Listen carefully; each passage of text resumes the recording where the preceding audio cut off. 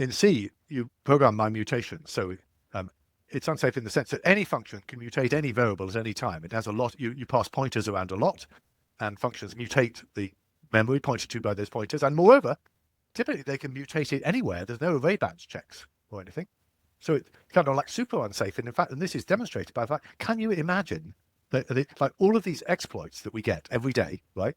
That Mythos is discovering in huge numbers, but we've had, why is the internet so insecure?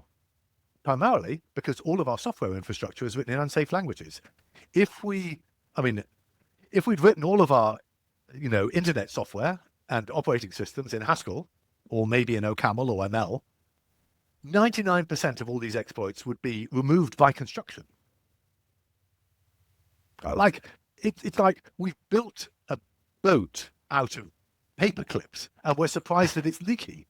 I mean, you shouldn't build boats out of paper clips, right? Because they have holes in them. You should build it out of a secure substance, right? But then it's too late. So we spend incredible amounts of human ingenuity and effort patching the holes in our boat built of paper clips. It's tragic. It's tragic how much effort and ingenuity and money has been lost and waste of resources just because we wrote our, computational infrastructure for the world in an insecure language. That's what I mean by unsafe.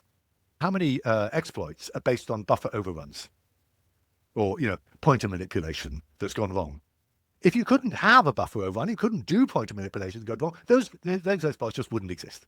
What about more modern versions of those lower level languages? Oh, much, much better. Much, much, much better, right?